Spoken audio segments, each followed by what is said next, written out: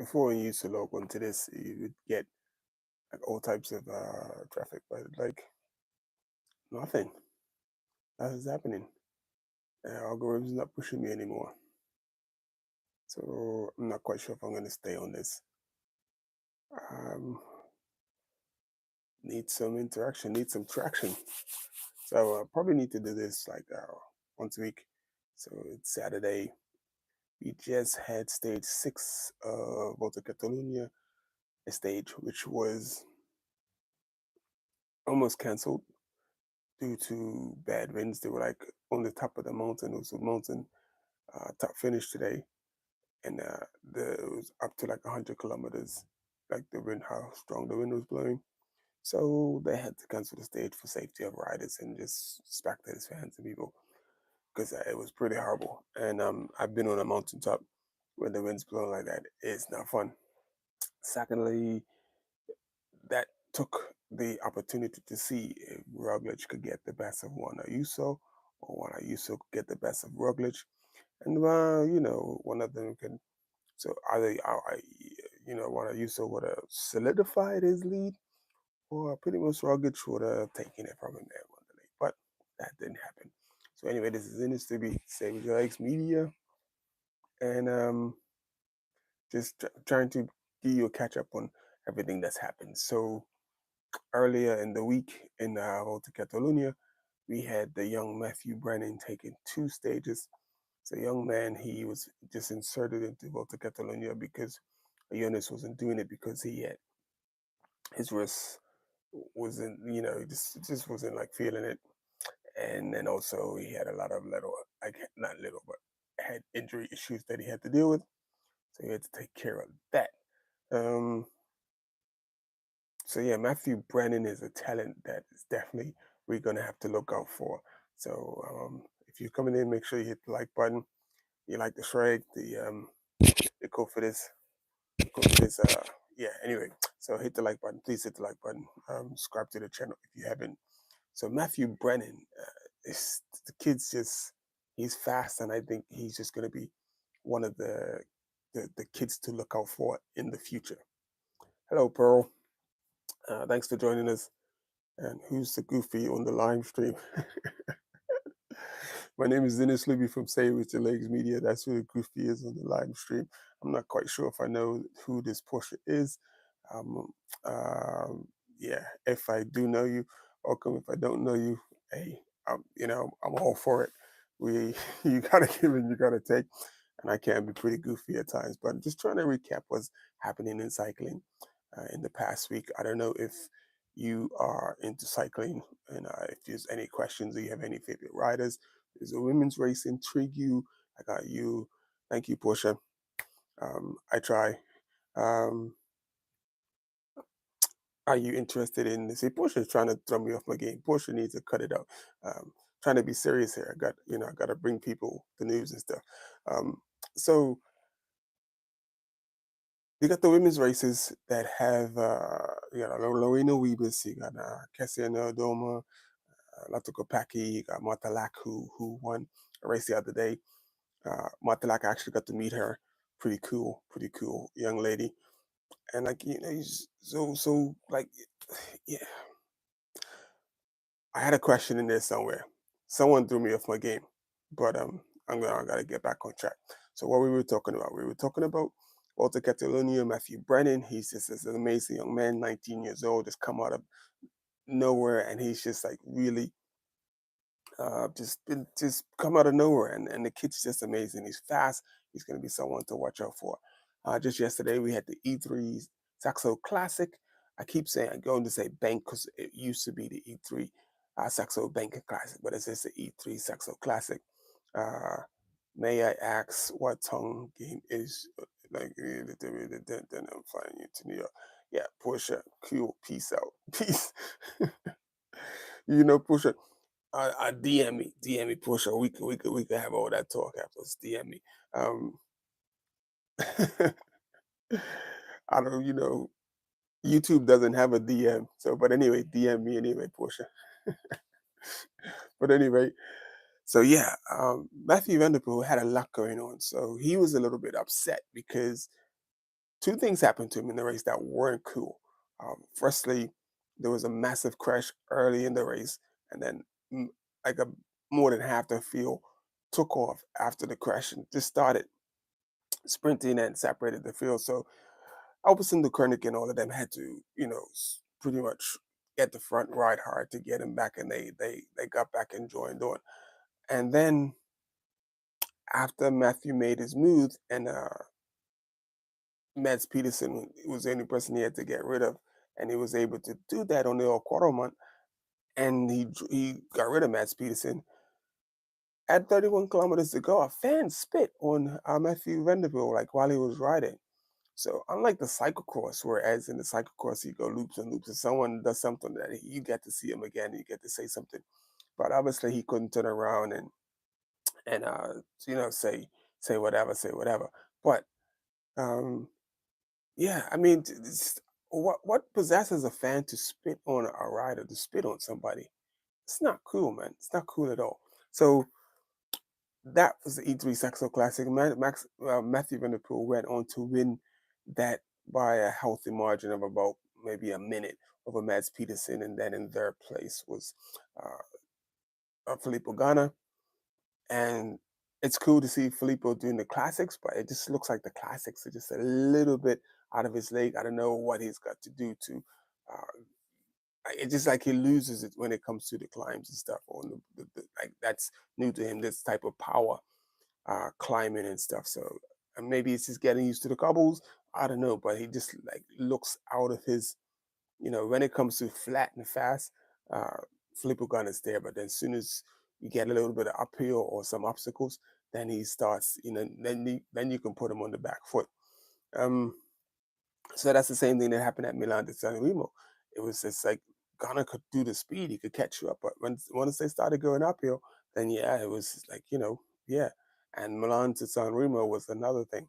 Look for next year on that Cipressa. And I'm like, I need to hook up with the UE guys. We need to get them in the gym, put some like shoulders on them so that anyone that tries to barge, into the train, they can get off, get off.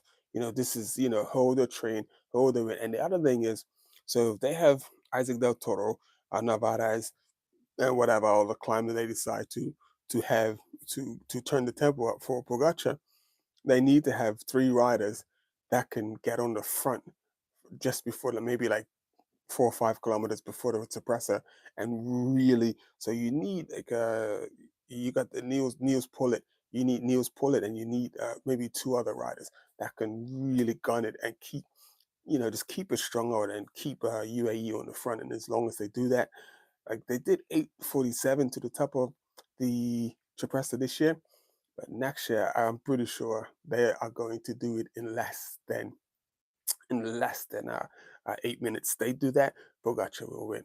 The other big news: Pogacar is doing a Paris Roubaix. So he's not doing Ghent Wevelgem tomorrow. None of the big boys are doing Ghent Wevelgem tomorrow. So there's no Wout van Aert, there's no Matthew Van Der Poel, there's no Tom Pitcock, and there's no Tadej Pogacar. Pogacar was doing, but he decided not. So he's going to do Flanders next week. So that leaves like people like Miniam Gourmet, Anna Deli, Jesper Philipsen, who else, and a couple other riders with a chance to win tomorrow and get away with them. But I would like to see Benny do the business tomorrow, but Benny's got to pay attention. Benny can't wait for the field to, because he almost like can see him. He's just waiting for the field to drag him back. But the year that he won, he didn't. He followed the moves, so he has to do that. He has to replicate that what he did, in 2022, if he wants to be in for a chance tomorrow. So Ghent Wevelgem tomorrow is going to be wide open. I would not miss it. I don't care who you are, where you are. It's going to be wide open. So this year, I was at Ghent Wevelgem. I was at every classic last year. Every classic. Now, Flash Wallon, Liège, Bastogne, Liège, Amstel Gold, Flanders, a run with Rendelin, which is going to be a run. So today, easy. So run with Rendelin is going to be midweek, like Tuesday or Wednesday, and then you have Flanders on the Sunday. But Benny has to pay attention. Benny has to not, hope that it's going to get pulled back. Maybe it's the foam that is in. Maybe he doesn't have that. But I did see him try at E3, and I think he had the chance. He has to be smart. He has to pay attention, and he can't wait. Benny can't. You can't wait, Benny. When you got to make the race. You got to do the Matthew Vanderpool. Not as far out, but you got to pay attention, and you got to try and not let the moves get dictated to you too much. You can only do that so much, but Benny, you got to pay attention. So just you see what happens with Benny. Um, Paris-Roubaix. Paris-Roubaix is going to be, oh, it's going to be, I just can't wait to see that. Between Matthew Van Der Poel and that's who the race is going to be, between Matthew Van Der Poel and Tadej Pogacar. Everyone else is going to be playing supporting cast in the Tadej Pogacar Matthew Van Der Poel movie, Paris-Roubaix 2025. So you're gonna have a Walt Renard, you're gonna have Tom Pitcock, you're gonna have who else are in the background? Matteo Jorgensen maybe, and one or two other riders. But it's going to be epic. It's going to be super exciting. I'm only sad that I'm not going to be at the finish line this year. I was at the finish line this year, and so we're just getting some things together. And next year we should be all out. You're gonna see Say with Your Legs Media. You'll probably see me and my van and whatever on the screen next year. So I'm gonna make sure that happens. So if you're real, hopefully you're rolling with me now, and as we take this into the future, and yeah, so should yeah, that's it's gonna be what's up. Um, yeah, it's on the shirt as well. Um, yeah, what else? So, Jonas Vingegaard, he is for me a big question mark. I don't know if you are fans of Jonas Vingegaard. I'm a big fan of Jonas Vingegaard, and I think the crash sort of took some of that killer edge off of him. He just hasn't looked the same for Yao Almeida to beat him in that sprint on that climb. Is it? I can't even remember which race it was, which stage race it was. But to see him go away, usually when Jonas goes away, you're not catching him. When Jonas goes, you're not catching him. For Yao Almeida to tempo back to him, tempo back to Jonas, and then out sprint him. And that to me, that said so much because when Jonas is on form, all of this other everyone else is just like whatever. They're not coming close. And it just was so strange to see Jonas not like just coming out with just like the eye of the tiger, as they were saying, just coming out and just killing it. Just and he really just, to me it just looks like he's really, really struggling to get on form. I mean, really struggling to get on form. And then, missing Volta Catalunya, I don't think that's a good look either. So he's only going to be doing the Dauphiné, and that could be putting a nail in his coffin.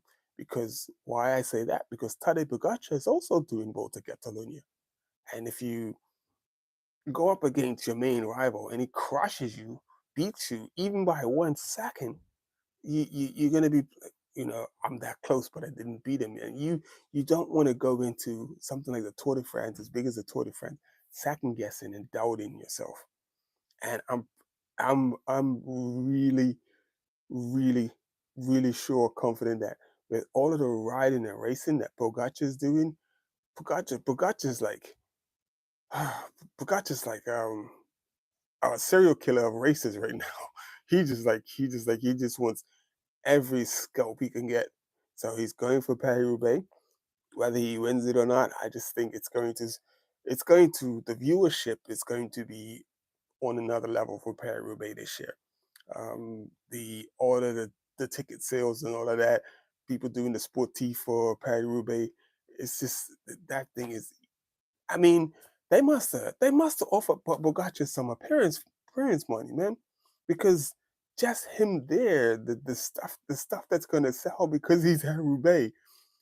Matthew Van Der Poel versus Tadej Pogacar with possibly Walt Van Aert. I think Walt Van Aert's going to be in there with a show for quite some time in the race, but I think that overall fitness, that overall top end, I don't know what Walt Van Aert done in the mountains. He was at elevation, but what Tade and where Tade and Matthew are at, you can only get that from racing, and that was also shown last year when Jonas did all of this training wherever he was well fit, but then when it came down to the business, it just like towards the end of the tour, it was just a different story. It was just like Tade and Jonas was in two different places, and I think it's going to be a similar thing for Walt Van Aert when he's competing against Matthew and Tadej Pogacar. It's just like he's not like even watching him in the races that he's done, like even watching him in E3 yesterday, he just like the old Walt would have been like once Matthew and them went up the street, the old Walt would have bridged the gap and closed the gap, and then been there to take care of business. But nope, it didn't happen. It didn't happen. So I'm really worried about Walt Bernard, and it almost feels like he's like conceding. Like this just might be the end. So anyway, like I said, it's in the Sleepy Say It With Your Legs Media. Make sure you hit the like button, and if you haven't, please subscribe to the channel. So I think that was it. So the only other thing I know that is Pogacar is doing the La Volta. So he's obviously going for the trifecta. He's won the Giro, he's won the Tour, and I'm pretty sure he would like to win the Volta. So he's going for that. And the other thing, I think that Jonas might be doing the Volta as well, but we'll see. He's the world championships this year, which he has a good chance to defend it because the course in Rwanda is just like literally, if you look at the profile on the course we're on, it looks like a saw blade. It's just so much climbing. It is relentless. It's going to be a super tough race. Yeah, and just looking forward to that. Fingers crossed I can be in Rwanda for the World Championships. I'm going to do my best. I want to be there. I want to be there for Rwanda World Championships. First World Championships in an African country. If I can be there, I can be there. If I get a sponsor, if I don't, I will see. We'll work towards that. Trying to think what else there might be that I need to just touch on.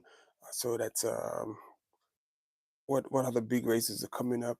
You got the Dauphiné. We talk about the Dauphiné when it gets close to. We got Tom Pickock just doing really well. He's doing Amstel Gold again.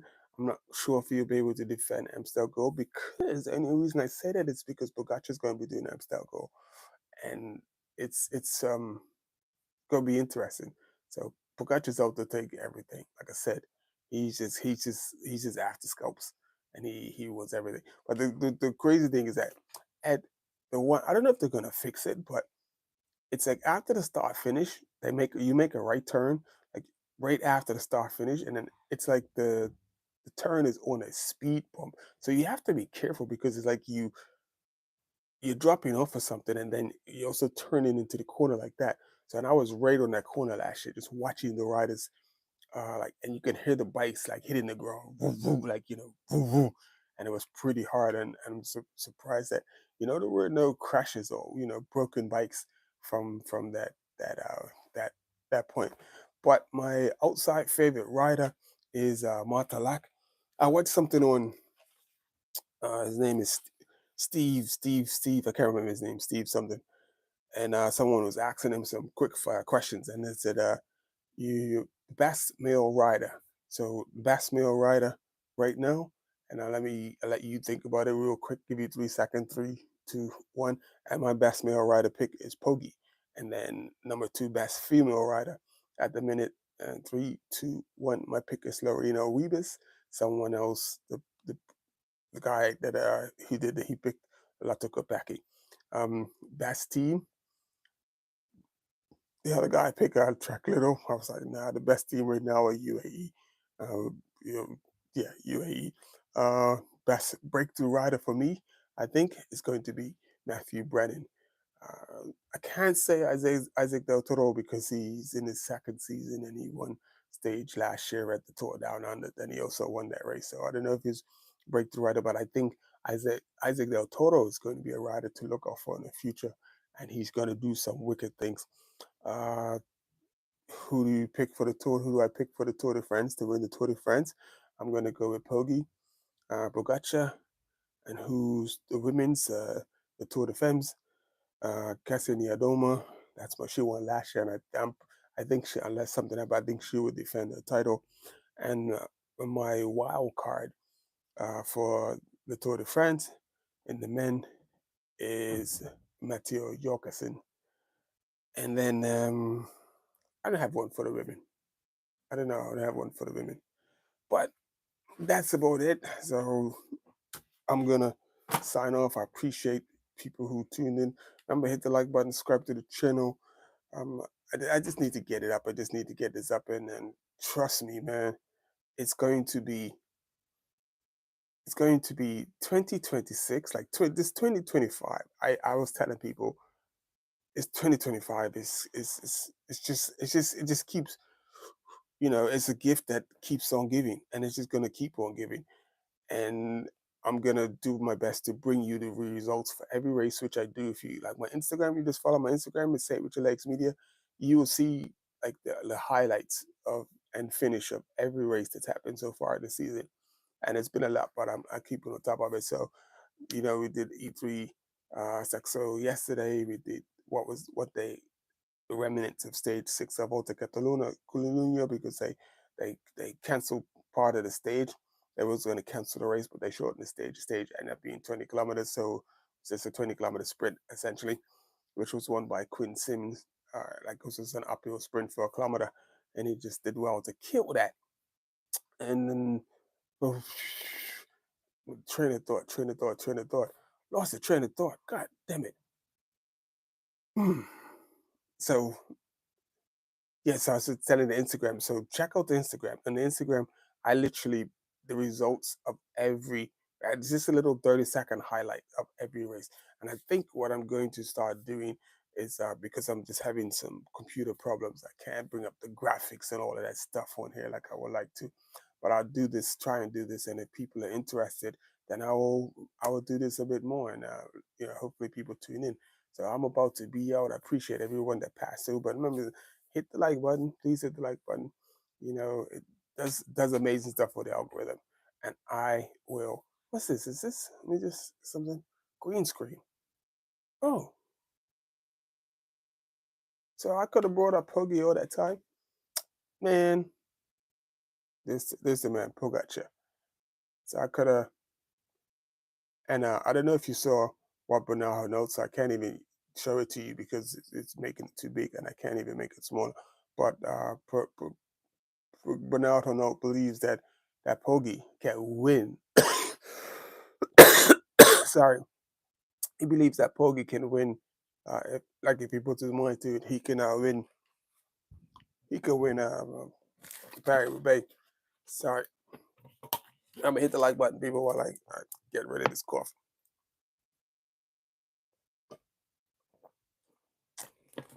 Man,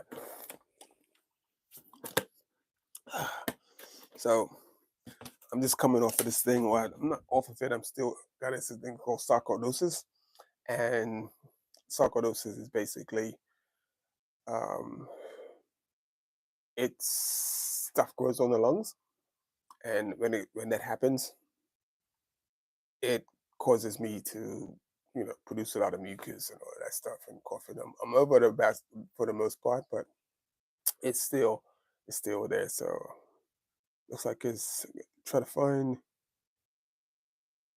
It looks like you're gonna only do pictures for the green screen. Um, trying to. So my other no, that's Caleb Ewan.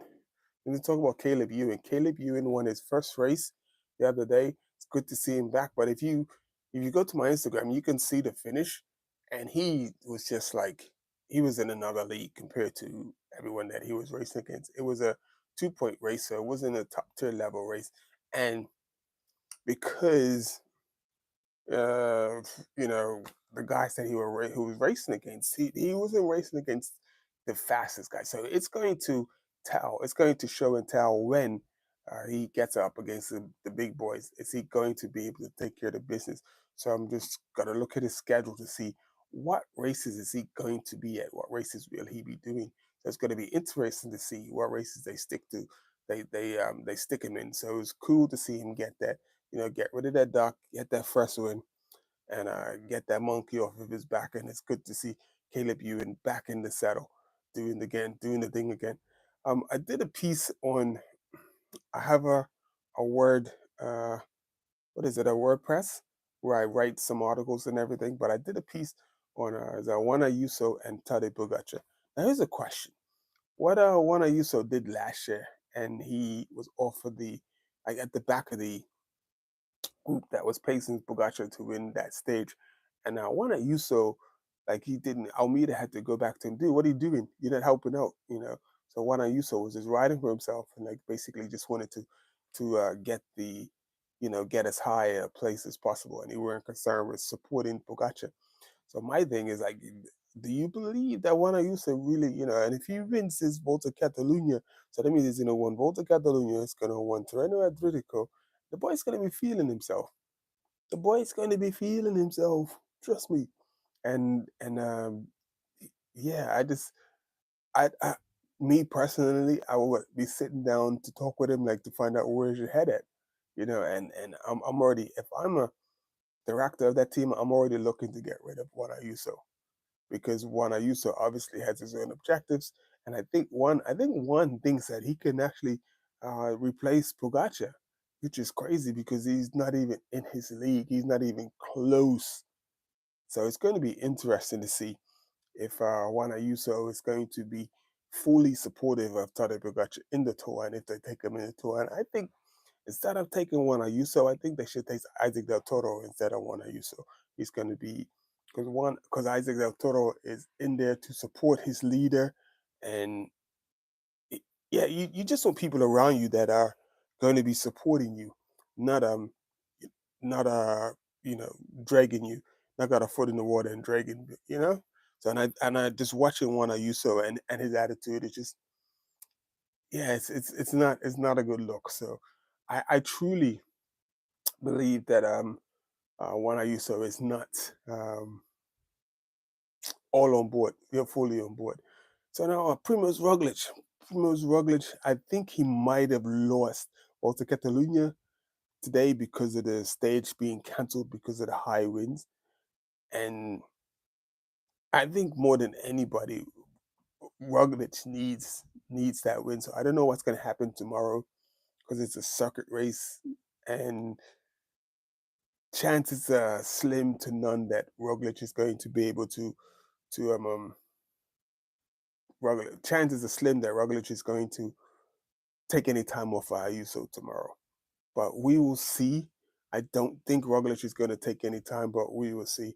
And the fact that they shortened the stage when they couldn't do the multi-stage finish was a shame because I think Roglic could have possibly gotten some time back. We have to give a shout out to Edward Tunes. He won a race. It's the first time he's won a race in quite some time.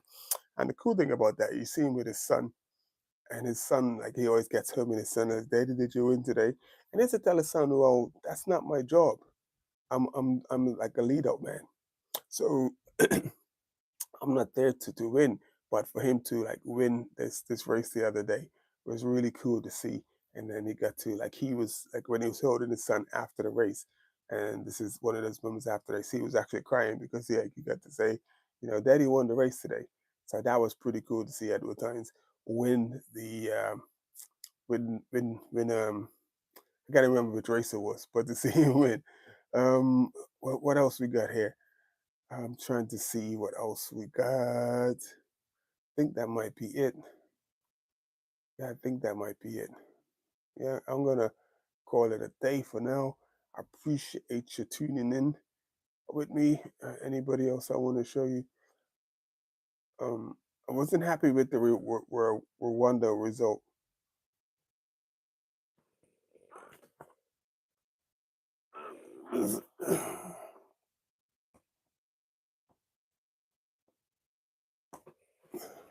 There we go.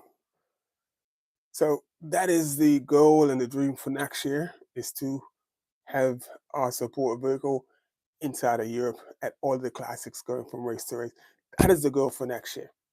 So whether it's with Skoda or whether whoever, but that is the goal to have say which and I can only do it if you. I'm telling you, people hit the like button and they come in. The likes get the likes up, then I know we'll get there. But I need the likes up. I need the subscribers. I need the support, and we can get to make sure that I could get the vehicle for next year because I had some wild out ideas and innovative ways to get some interviews with riders for next year. I'm not going to reveal anything, but I'm definitely looking forward to what next year might look like in trying to get like interviews from riders and stuff in different races. So it's going to be, I think it's going to be a really interesting year next year, and I'm really looking forward to to um, to 2026. So we got some things to do. I think this is Charles Kagame. He rides for the Armani team, and it's an African continental team, and they just did the tour of Rwanda, and hopefully we can see them in some more European races to do a few things. They got a good group of guys there that are doing some things. Hopefully, we get to see Team of Money in Europe doing some races in Europe. If we get to see them do some races in Europe, that would be pretty cool. This is Aldo Talou. He's a youngster from Belgium. I got to meet him last year, even done a little pre-race interview with him. And he took the leader's jersey on stage one of the Tour of Wonder in the prologue. And he's just surprised everybody and had an amazing fast time in the opening prologue. So that's him in the hot seat of the prologue. So it's Aldo Talou from Belgium, and he won the juniors race, Kern Brussels Kern last year. So that's a pretty big race. So that was the junior race just preceding the the men's senior race, which was won by Walt Bernard, oddly enough. But yeah, so we just Walt, man, what's going on with Mr. Walt Bernard?